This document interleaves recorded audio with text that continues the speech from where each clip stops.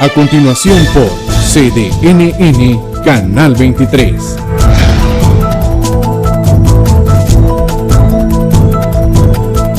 Solo por CDNN Canal 23.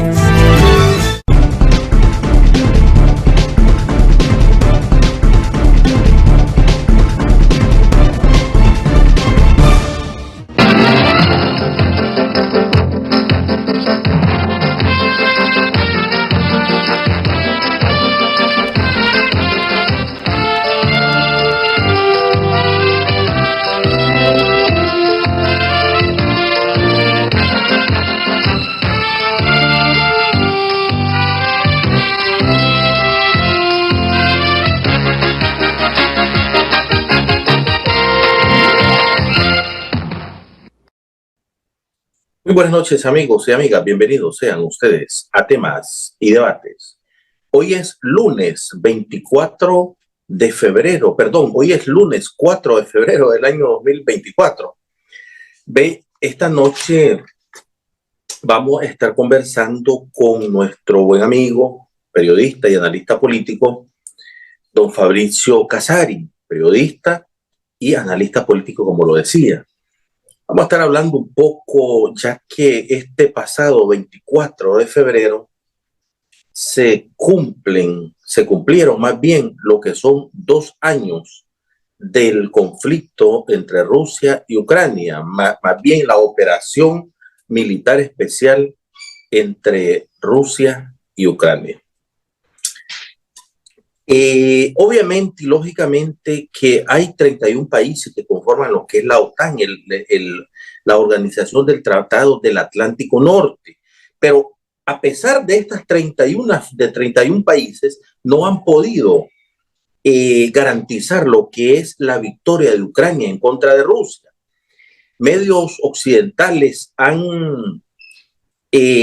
cuyos intereses foráneos han tratado de vender al mundo de que lo que ha venido realizando Rusia en contra de Ucrania es una invasión y una especie de violencia a lo que son los derechos humanos. Sin embargo, la realidad, la entrega que ha tenido el pueblo ruso o el gobierno ruso es diferente a lo que es la verdad de lo que quieren vender estos medios occidentales. En breves momentos yo voy a estar hablando con nuestro invitado, el periodista Fabricio Casari, analista político, quien nos va a estar dando unos pormenores sobre lo que es 2 años después esta operación militar especial o esta operación especial militar que realizó Rusia en contra de Ucrania. En breves momentos vamos a estar abordando este tema, hoy 4 de marzo del año 2024. Por ese lado. Por otro lado, se dio lo que fue un inmenso despliegue, y no sé, Iván, si me tenés el video listo, un inmenso despliegue de lo que fue el día 3 de diciembre, el día de ayer, perdón, 3 de marzo, el día de ayer, lo que fueron las elecciones en la costa Caribe Sur y en la costa Caribe Norte de Bluefield. Rostros alegres, en orden y en paz. Las familias de Bluefield, que es la cabecera departamental, lógicamente, de la costa Caribe Sur, acudieron a lo que son sus juntas receptoras de votos para cumplirle a la patria y ratificar, escuchen bien, y ratificar el fortalecimiento del proceso autonómico en estas elecciones victoriosas 2024. Hasta esta noche el Consejo Supremo Electoral había dado un poco más de la cantidad de votos ya escrutadas, lógicamente, ¿verdad? A la cabeza del Partido Frente Sandinista de Liberación Nacional, el Partido Liberal Constitucionalista apenas tenía un 7.01%, seguido del Partido Alianza Liberal Nicaragüense, el ALN, con 1.77, ¿verdad? Y el Partido Liberal Independiente, el PLI, con un 0.71%. Y a la colita estaba el Partido Alianza por la República, APRE, con un 0.64%, y lógicamente el que estaba despuntando, el que va a la cabeza y el que prácticamente es el ganador de estas elecciones en la costa Caribe Sur y costa Caribe Norte de nuestros pueblos autónomos, es el Partido Frente Sandinista de Liberación Nacional.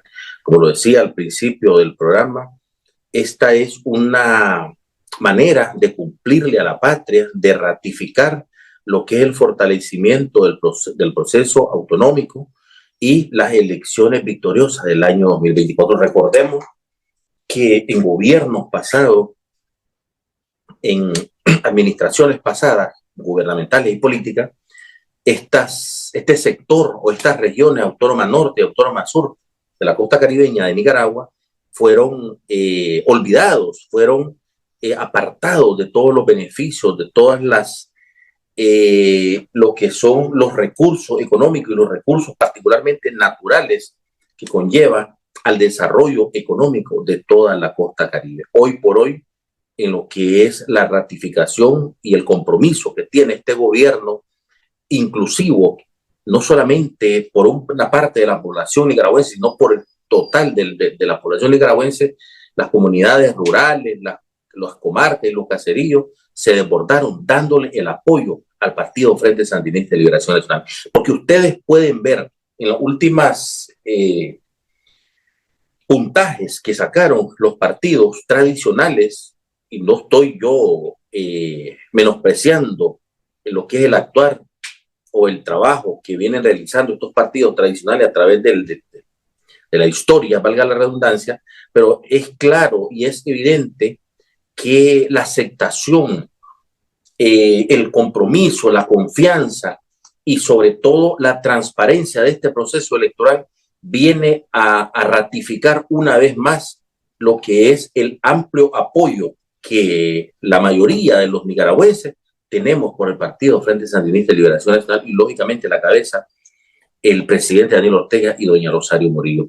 Más del 89.86% de la Junta Receptora de votos ganados, más bien a nivel de la costa Caribe, y lógicamente esto solamente se puede hacer con la gran participación de la ciudadanía de aquellas regiones. 89.86%, imagínense, de votos ha sacado el Partido Frente Sandinista y los otros partidos. Pues lamentablemente, desgraciadamente para ellos, esto tiene que ser una especie de aprendizaje y de compromiso que tienen y deben de tener, de no solamente ser un partido electorero, solamente de momento, cuando se dan lo que son las elecciones electorales presidenciales y ahora regionales o municipales a nivel de Nicaragua, sino tienen que estar trabajando todos los días por esta población nicaragüense, por estos ciudadanos y por este compromiso, por este desarrollo económico que solamente bajo el gobierno del Partido de Frente Sandinista de Liberación Nacional es que se ha dicho y se ha recuperado lo que es la autonomía en este sector del Caribe en Nicaragua. Yo voy a hacer una breve pausa rápidamente para venir con nuestro invitado, el periodista Fabricio Casari, analista político y periodista, para que vamos a estar abordando un poco lo que es la operación especial militar que desde el 24 de febrero del año 2022 dio inicio a lo que es la liberación de un pueblo, la restitución más bien de la dignidad de un pueblo que por muchos años, a través de la historia, han sido mancillados, han sido asesinados, y que lógicamente, obviamente, desgraciadamente y lamentablemente, es feo estar recordando esto, pero a nivel mundial, aquí las víctimas han sido los victimarios y los victimarios han sido las víctimas. Eso es lo que nos han querido vender, eso es lo que a través de las décadas y a través de los conocimientos, de los ataques mediáticos para los gobiernos que quieren y que verdaderamente velan por los intereses, la democracia, por la determinación, por el respeto a lo que es los derechos humanos de las personas, es que siempre han sido señalados. En este caso Rusia, porque recordemos que Estados Unidos siempre ha tenido o ha optado más bien por poner bases, de disfrazar esos intereses foráneos que ellos mantienen para convertir un país en su títere y convertir un país, en el caso de Ucrania, convertirlo y más bien venir a ser como la representatividad del gobierno estadounidense en X o Y países de su interés. Lógicamente, aquí lo que está a la puerta es, como lo decía el presidente Ortega y lo ha dicho en varios momentos el presidente ruso, estamos a la puerta de lo que es un nuevo orden mundial, porque la población mundial ya estamos aburridos siempre de estar siendo las víctimas y que nos pongan como victimarios. En este caso, la víctima ha sido la mayoría de la población rusa, porque ustedes saben que hablar de Rusia o hablar en pro de ruso era señal de que te asesinaban, y eso es lo que hacía el genocidio que estaba cometiendo el gobierno de ¿cómo se llama? Volodymyr Zelensky, o Vladimir Zelensky más bien, que es el presidente de Ucrania, y lo que realizaba era genocidio en contra de la población que eran pro-rusos. Entonces cometían estos asesinatos, obviamente solamente se hablaban de las actividades militares que realizaba Rusia, pero no se hablaban de las actividades militares que realizaba Ucrania en contra de su pueblo ucraniano. Entonces, en breve momento, y nosotros por considerarlo de suma importancia, hemos decidido hablar un poco con nuestro amigo, nuestro colaborador y nuestro invitado el día de hoy, Fabricio Casari, directamente desde Roma. Vamos a estar abordando este tema con nuestro invitado. Estados Unidos, a través de la historia, siempre ha buscado más bien bases operativas militares para tratar de corromper la estabilidad de los países. Siempre lo ha hecho. Lo hicieron en Nicaragua y lo han hecho en los diferentes países que para sus intereses, para su geopolítica, para su dominio hegemónico, son de importancia para ellos. Y lógicamente Ucrania no se ha hecho de esperar. Lo hicieron en Venezuela con Juan Guaidó, ahora lo están haciendo con Vladimir Zelensky o Volodymyr Zelensky, porque se le llama de las dos maneras, Volodymyr Zelensky o Vladimir Zelensky, que es el presidente de Ucrania. Entonces, lógicamente, esa amenaza y esas determinaciones que han tenido estos gobiernos foráneos, hablando de Estados Unidos, hablando del gobierno de los países europeos, es que han conformado lo que son la fuerza militar, el brazo militar, que es la OTAN. Entonces, estos 31 países que conforman la OTAN no han garantizado lo que es el triunfo de Ucrania en contra de Rusia. Y es lógico y es obvio de que no va a ser así. Jamás ha sido así y nunca será así. Porque, como decía mi padre Luis Manuel Mora Sánchez, que en paz descanse, el que anda mal, vive mal y termina mal. Países le han negado ya el apoyo a Ucrania, el desabastecimiento por parte de municiones, por parte de armas, es notable. Sin embargo, 2 años después, la realidad es otra. El mundo se dio cuenta verdaderamente y fehacientemente de que las víctimas verdaderamente son los victimarios. Voy a hacer una breve pausa rápidamente para venir con nuestro invitado, el periodista y analista político Fabricio Casari, aquí en Temas y Debate. Ya regresamos.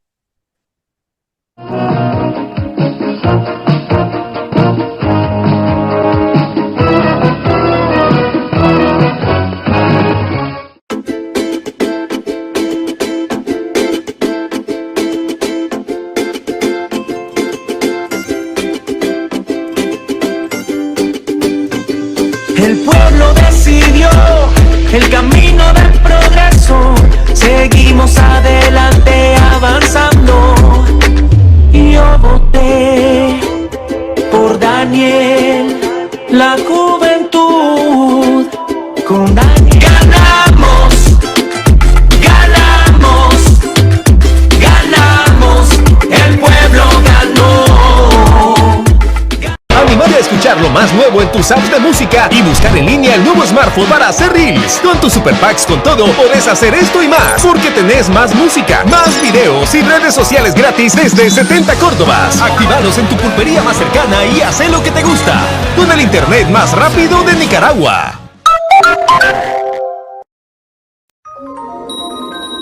Mi primo siempre me traía regalos. Después me chineaba y manoseaba mi cuerpo. Le conté a mi maestra y le dijo a mi mamá que lo denunciara por violencia sexual. Cuando mi tío venía a la casa me abrazaba fuerte, me besaba en la boca y me decía, ¿te gusta? Yo me sentí incómodo. Le conté a mi tía y lo denunció ante la policía por abuso sexual. El amigo de mi mamá me espiaba cuando me bañaba. Después me tocaba. Me decía que si le contaba a mis padres, me iban a echar la culpa. Le conté a mi abuelita y lo denunció en la policía por abuso sexual. Los delitos sexuales contra la niñez son cometidos casi siempre por un familiar o un conocido de la víctima. Explícales las señales de peligro del abuso sexual. Que sepan que tocarle sus partes íntimas es un delito y debe denunciarse en la policía.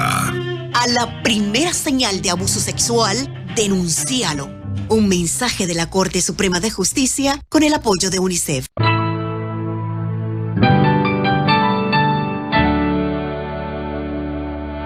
No teníamos mucho para dar.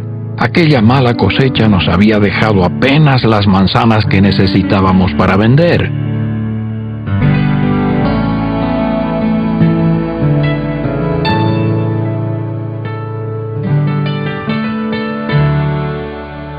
Entonces llegaron unas personas a quienes el precio les parecía muy caro. A mí me molestó.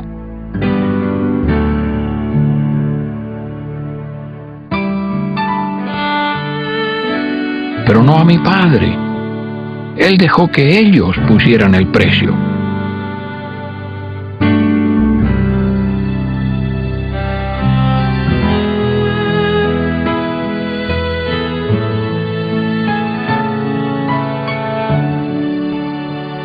Pero mi padre hizo algo más. Me pidió que les diera otro canasto de manzanas. Más tarde me enteré de que era una familia pobre. Hicimos algo bueno aquel día. No hay otro don mejor que el de dar según lo que creas, así será. El interés por los demás. Pásala. Un mensaje de la Fundación para una Vida Mejor.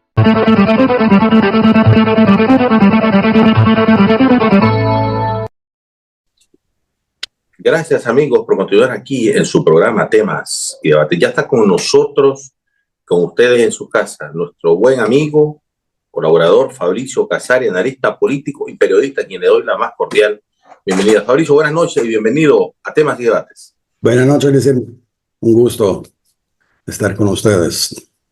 El gusto es de nosotros y de nuestros televidentes aquí en Nicaragua, Fabricio, porque la realidad es que no es lo mismo leer las noticias que escucharlas verdaderamente, las aseveraciones, los comentarios, las opiniones de las personas que prácticamente está viviendo la realidad fuera del país. La operación militar, la operación especial militar, este 24 de febrero pasado cumplió 2 años. Un 24 de febrero del año 2022 se dio lo que es la operación especial militar Rusia-Ucrania. Sin embargo, todos sabemos que la Organización del Tratado del Atlántico Norte, la OTAN, la conforman 31 países. ¿Por qué 2 años después, a pesar de los ataques mediáticos, a pesar de ser las víctimas verdaderas, se ponen como victimarios? ¿Por qué no ha garantizado la OTAN el triunfo verdadero de Ucrania en contra de Rusia? Pues porque esto era prácticamente, concretamente, hasta técnicamente imposible, porque no hay porcentaje comparable por grandeza militar, por impacto demográfico y por técnica de combate entre el ejército ruso y el ejército de Ucrania. Estamos hablando de un país que es como 200 veces más grande y que tiene 4 veces más población de Ucrania.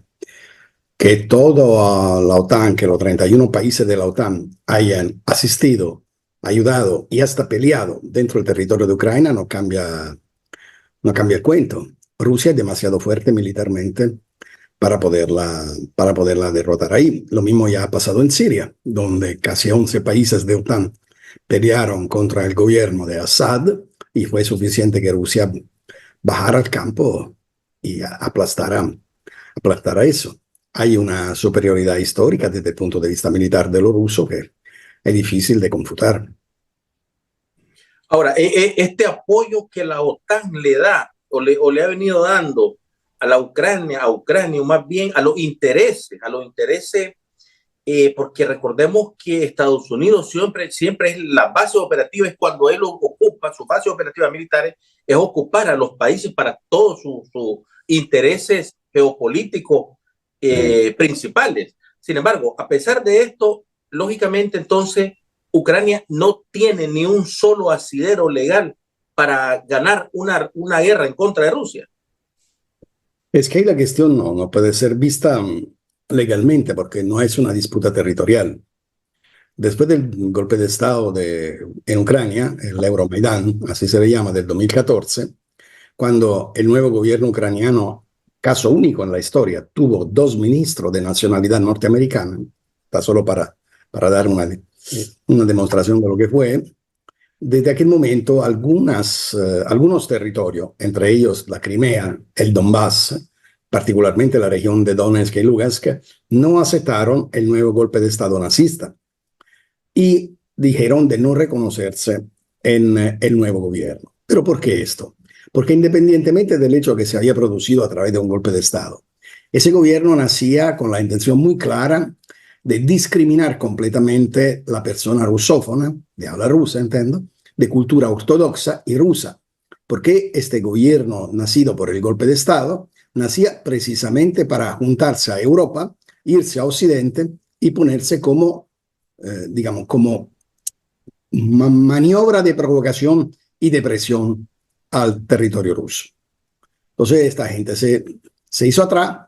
En Crimea se dio un referéndum que fue de manera abrumadora ganada, por lo que querían quedarse con la Federación Rusa, y también lo hicieron Donetsk y Lugansk. Desde aquel momento, desde Kiev, partieron precisamente de la ciudad de Avstik, la que ha sido conquistada hace poco día, partieron prácticamente 10 años de artillerías encima de la República Autonombrada de Donetsk y Lugansk, causando casi 15.000 muertos, además que las destrucciones.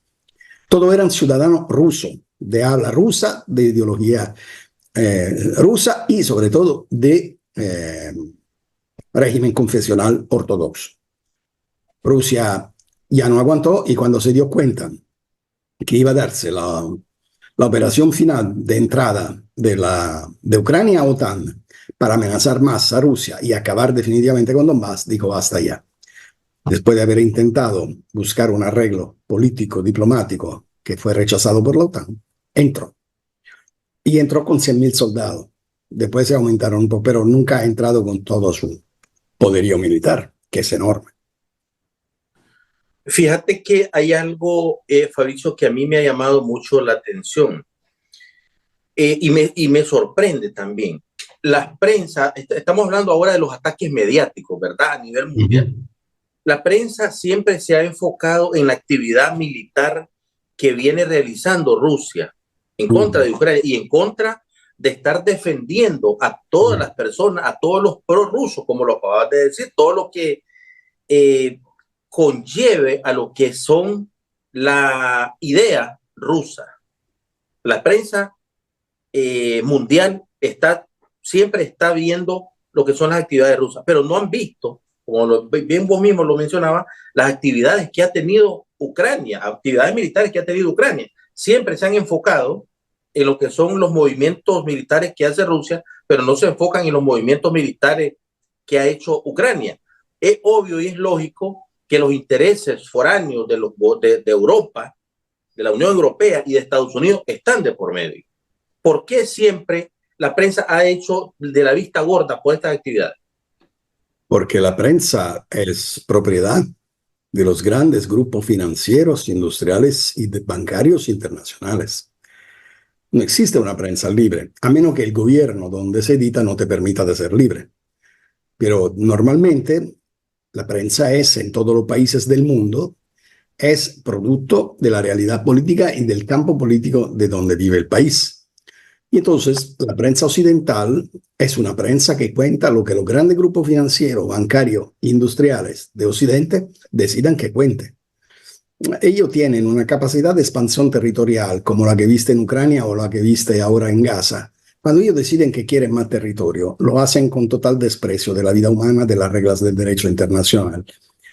Tener una prensa que vaya diciéndole, hombre, la guerra no comenzó hace 2 años, comenzó en el 2014, porque los cañonazos de Ucrania encima de la población de Donbass y los 15.000 muertos, ¿dónde lo contamos? Creemos que se murieron de pulmonía. Entonces, cuando tú le dices esto, ya le está diciendo que no puede seguir el cuento de quién agredió y quién fue el agredido. El agredido fue la población rusa del Donbass. Y Rusia no podía quedarse con la mano, con los brazos cruzados. Te voy a hacer un ejemplo. Nicaragua es un gobierno que trabaja por la paz, que lucha por la paz, que defiende su paz. Pero ¿qué pasaría si los ticos mañana se vuelven locos y comienzan a matar todos los nicaragüenses que viven en Costa Rica? Nadie quedaría con los brazos cruzados. Entonces tú no puedes matarme a miles y a miles y a miles mis ciudadanos y pensar que yo me quede así. Esto vale por todos los países del mundo. Hay países que eso lo instrumentalizan. Te hago un ejemplo histórico. Cuando los Estados Unidos quisieron invadir Granada, inventaron que se estaban amenazando la presencia y la vida de 63 estudiantes de los Estados Unidos ahí. Y con ese cuento metieron la invasión.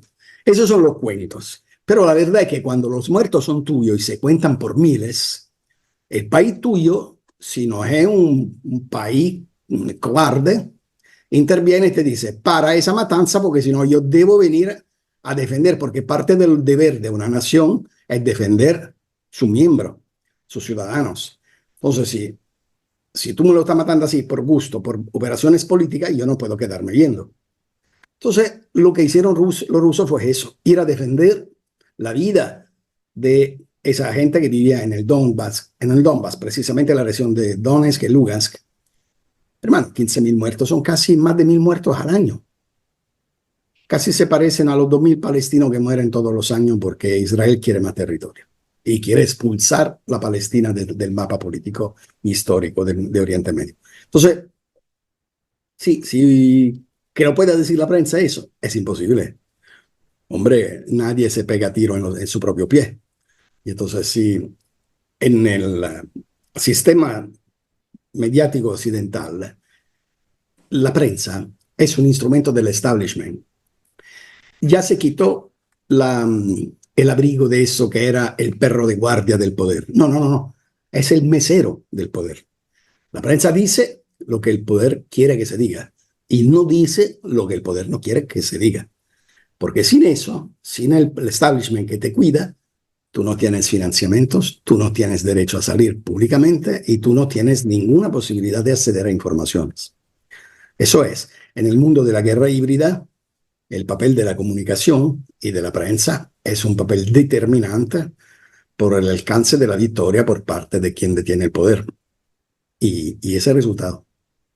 Ahora, la población mundial, ¿crees vos que se le puede seguir engañando como se le ha engañado décadas pasadas? Recordemos que la Central de Inteligencia Americana, la CIA, tiene intereses y según como lo dijo el New York Times, porque lo dijo el New York Times esto, de que ha estado entrenando ucranianos a través de la historia. Lo hicieron aquí en Nicaragua con los Contras en los años 80.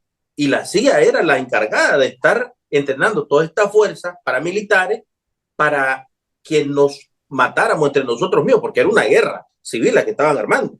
Entonces, la población mundial todavía se cree esa perorata, esa mentira, esas difamaciones, que la víctima ahora es el victimario ahora es la víctima. es que la población mundial debe tener instrumento para tener la verdad alternativa que no le vende la prensa oficialista. Es decir, que obviamente quien vive en su propia carne la realidad sabe perfectamente cuál es la verdad y cuál no lo es. Pero, ¿qué te puedo decir? Para que yo haya explicado en estos años por qué lo del 2018 fue una intentona golpista y terrorística dentro del país, me costó muchísimo trabajo hacerlo. ¿Por qué? Porque la información que tú tenías decía todo lo contrario, que había estudiantes pacíficos y un gobierno represivo. Y entonces tú había que revolcar por completo esa lectura, que era falsa, hipócrita y completamente dedicada a la operación política del cambio de régimen que se quería dar a Nicaragua. Hacerlo esto, entonces propone a lo que lee dos puntos de vista completamente opuestos. Y ya de ahí su capacidad de discernir, su argumento, su lógica, le pueden decir, tal vez fíjate que eso me parece más lógico, eso me parece menos lógico. Pero donde tú no hay otra representación que no sea la que te propone el dueño de la grande prensa, del mainstream, como lo queremos llamar, ¿qué tú puedes hacer? En los Estados Unidos se dice que hay prensa libre todavía y se pone como argumento eso, por ejemplo, que tú mencionabas, lo del New York Times que acaba de escribir que era la CIA que estaba entrenando. Pues es el secreto menos guardado del mundo. Todo el mundo sabe que los Estados Unidos entrenaron completamente el ejército ucraniano desde el 2014 para acá, haciendo repartos especiales como el batallón Azov de nazistas, y llegó a ser Ucrania, antes del ataque de la operación militar especial, era el ejército número 21 en el mundo. Es decir, un ejército poderoso, de 500.000 de efectivos, demasiado incluso por un país de 50 millones. En ningún país el número de los militares es el 10% de la población total. Estamos hablando de casi del 30% de la población activa. Ni en Vietnam, creo. Durante la guerra ha sido tanta la proporción. Entonces, ¿por qué tú haces un ejército tan poderoso? ¿Por qué instalas 38 laboratorios para la guerra bacteriológica y bioquímica? ¿Y por qué metes 12 bases secretas de la CIA precisamente a pocas decenas de kilómetros de la frontera con Rusia? Porque Ucrania no era un país. Ucrania era una base del ejército de los Estados Unidos y de la CIA, destinada nada más a la función de provocación militar hacia Moscú, destinada a ser la primera línea del ataque hacia Moscú, con tal que desde Ucrania llegaron las ayudas para la intentona de golpe de Estado, tanto en Bielorrusia como en Kazajistán, que la intención de los Estados Unidos servía a cercar a Rusia. Fallecieron los dos intentos, afortunadamente, pero esto era. Ahora, que tú creas que el New York Times te dice esto hoy, ¿por qué? Primero, porque ya todos lo saben. Segundo, ¿por qué? Porque posiblemente en este momento hay una parte del Deep State, del Estado profundo de los Estados Unidos, que corresponde a los dueños del New York Times, que es el diario de la lobby judía, y que es el diario oficial casi del Partido Demócrata, que trata de buscar una salida diferente de la que se ha dicho hasta hoy. Y entonces propone una lectura que para los gringos es algo de novedoso. Pero, en fin y al cabo, a veces tú das informaciones que aparentemente son de valor, pero que no cambian nada, sino que la percepción del hecho que tú efectivamente sos una democracia, porque tenés una prensa que dice también lo que no se debe de decir. Entonces tú te das una buena pintada de demócrata y en realidad tanto lo que dice no tiene ningún efecto, ¿verdad? Ese es un juego muy bonito eso. Y los Estados Unidos son muy especialistas de hacer eso. Imagínate que un país que descubrió el Watergate y no sabe descubrir y no tiene una noticia que es una de la relación de financiación entre las empresas del complejo militar industrial y los símbolos diputados y senadores que están sentados allá. Que sería muy interesante. Así es. Van a decir. Y entonces, eso por decirte que hay varias maneras de hacer la prensa callada. O de callarla con la fuerza, o de callarla con moral suasion, dándole la línea y diciéndole, mira, eso hay que decir. A veces conviene incluso que tú digas algo que parece diferente para seguir teniendo credibilidad para después seguir diciendo lo que yo quiero que tú digas. ¿Ya? Son como secretos a voces. Sí. Secretos a voces, así. El estado profundo, vos decías algo muy interesante, el estado profundo son lógicamente los dueños, los que mandan, los que son los medios de comunicación a nivel mundial, New York Times, CNN y diferentes cadenas internacionales de noticias. Sin embargo, es una manera, no será que ellos han visto verdaderamente, Fabricio, que estamos realmente a lo que es el nuevo orden mundial. El presidente Ortega lo ha dicho en varias ocasiones, el presidente Vladimir Putin lo ha dicho en varias ocasiones. Ya estamos a la puerta de lo que es el orden mundial. ¿No será que ellos también, verdad, ya sienten esa piedrita en el zapato? Porque van a perder, ya están perdidos ya su dominio económico mundial, porque están saliendo otras potencias. Es precisamente por eso que están tan preocupados y con tanta ansia de seguir guerra. ¿Por qué haciendo guerra? Porque Ucrania va a ser el territorio donde oficialmente se caerá lo que fue el orden mundial nacido después del 89. Porque por segunda vez, después de la derrota en Siria, parte de la derrota en Irak y después de la derrota en Afganistán, si la OTAN sale derrotada también de Ucrania, perdón, y está saliendo derrotada, se aclara que la OTAN, como decía Mao Zedong, es el imperialismo un tigre de papel. Es decir, que no pone miedo más a nadie, primero. Segundo, mira, está cambiando el mundo. El mundo está cambiando porque el eje que lo tenía del intercambio desigual, por el cual 52 países mandaban a los restantes 142 para hacer a los 194 de la comunidad internacional, con que estos 52 países mandaban el mundo y decidían quién se podía desarrollar, quién no se podía desarrollar y a cuál costo. Entonces, este mundo ya ha cambiado. ¿Por qué? Porque ha nacido el sur global, donde por sur global no se entiende un lugar geográfico. Se entiende todos los países del tercer mundo, los países en vía de desarrollo, que se le ha cambiado la existencia gracias a la revolución de la globalización y la revolución tecnológica. Porque, por decirlo en dos palabras, ¿qué pasa? Antes, el occidente se andaba en los países productores de bienes de lo que occidente necesita y le decía, hagamos un cambio. Tú me das tus recursos y yo te doy el know-how tecnológico para explotar tus recursos. ¿Qué pasa? Que ese know-how tecnológico ya no lo tiene Occidente nada más, lo tienen chino, ruso, indio. Así. Entonces, los países te dicen, ¿para qué? No me conviene. ¿Quieres un ejemplo de eso? Cuando viene Chávez en Venezuela, la Eni italiana y la Repsol española ganan entre el 80 y el 85% como royalties del valor del crudo, quedando a Venezuela, que es propietaria de aquel crudo, entre el 15 y el 20% del valor. Porque eso era el acuerdo que el Estado dominante, es decir, los Estados Unidos y Occidente, tenían con Carlos Andrés Pérez y con la historia de Venezuela. Cuando viene Chávez, manda a parar eso y dice, no, hagamos lo contrario. El 80 es de Venezuela porque el petróleo es venezolano. Y a ti te reconozco el 20 porque me lo vas extrayendo con tecnología mejor de la que tengo. Y ahí comienza el quiebre. Lo mismo pasa con Sahel. Lo mismo pasa con todos los países. ¿Qué sucede? Que ya el sur global no necesita el norte para su desarrollo tecnológico. Esa es la definitiva derrota del norte. Y ya no necesita el norte para su acumulación financiera, porque ya tiene acumulado financieramente. La capacidad que está teniendo los países de los BRICS de comerciar entre ellos reduce infinitamente la soberanía del dólar en el mercado internacional. Y reduciendo eso se reduce la capacidad de interdicción político-financiera de los Estados Unidos, que es su arma vital junto a los militares. Entonces, como está cambiando el mundo, ¿por qué? Porque los Estados Unidos y Occidente anglosajón no quiere compartir la gobernanza internacional.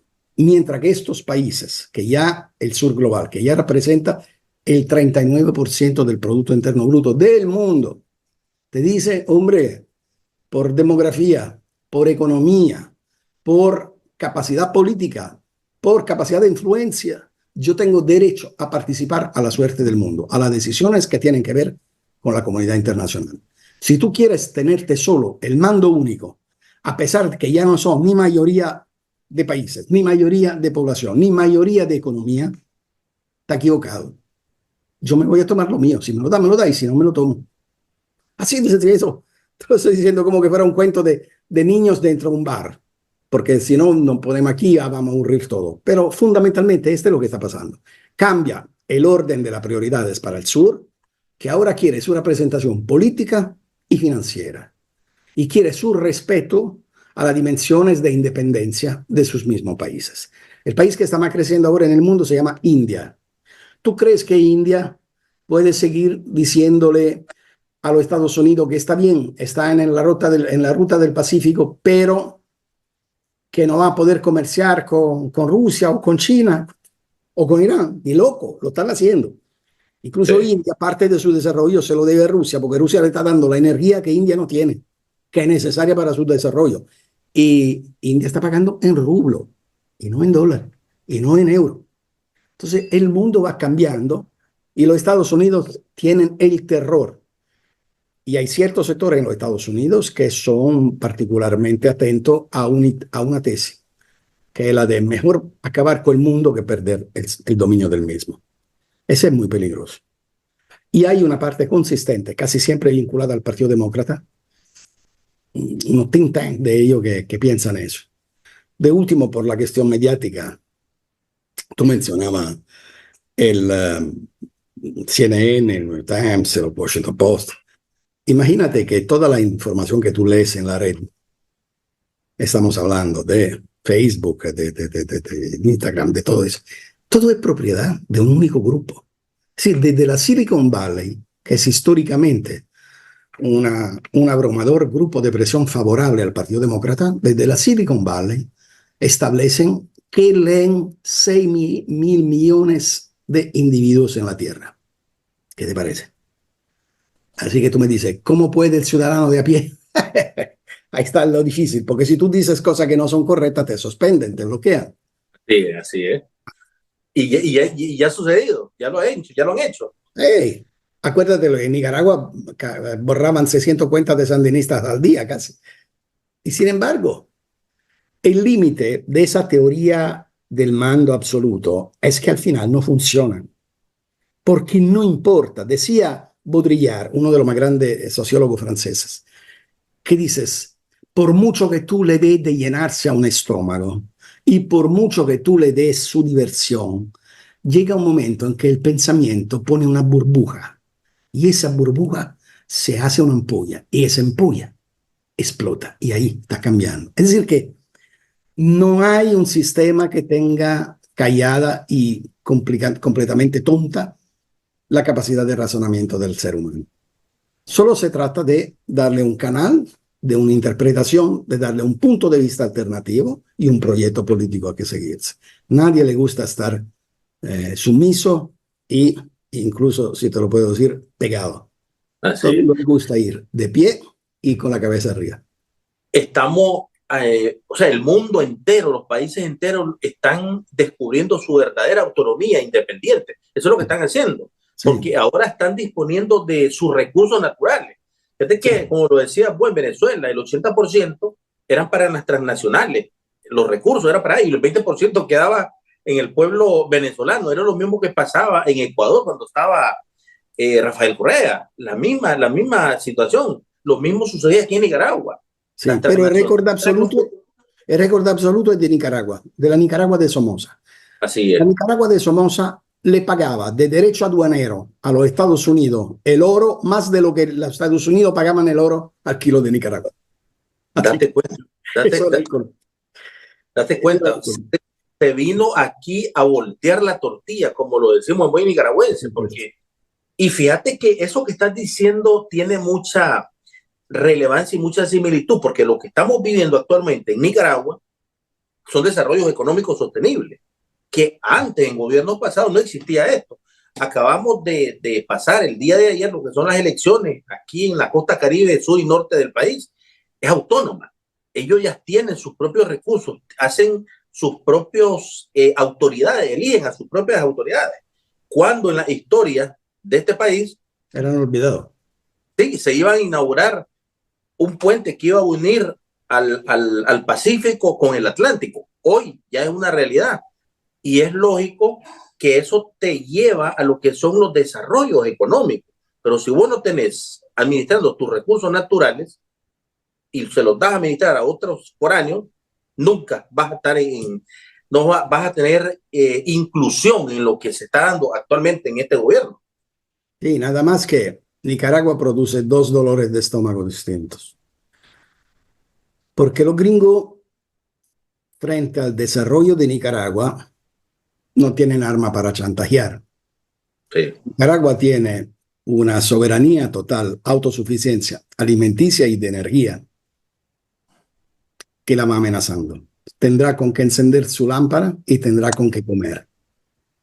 A ver, tiene una cartera muy diferenciada de export, entonces seguirá teniendo la entrada que necesita para su liquidez. ¿Y qué le va a decir? Que no cumple con los estándares la economía mejor desarrollada en términos de respeto del medio ambiente.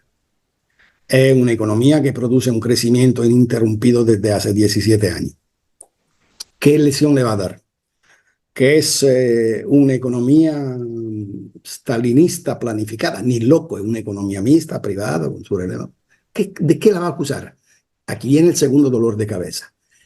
¿De qué es una economía alternativa, un modelo alternativo a lo de los Estados Unidos y al modelo neoliberal, y que por más joder funciona? Ese es el problema. Entonces tiene la característica del ejemplo a seguir.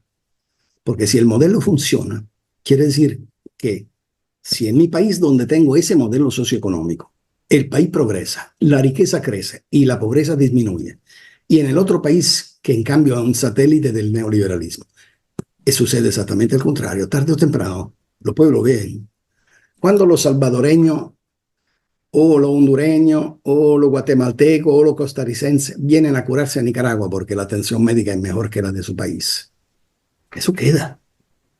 Y cuando los salvadoreños para comer frijoles tienen que pedírselo a Nicaragua porque ellos ya no están capaces de producirlo, eso queda. Sí.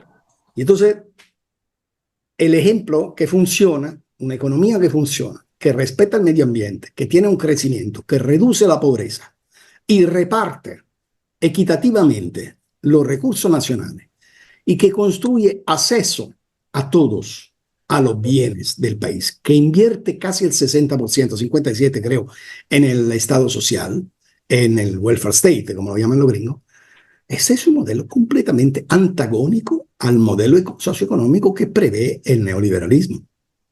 Y entonces la pregunta es, no solo te atreves a hacer lo opuesto de lo que yo digo, sino que te funciona. Hombre, ese es el problema que representa Nicaragua. Por eso las sanciones. No vayas creyendo a las babosadas que dicen los gringos. La sanción está por eso.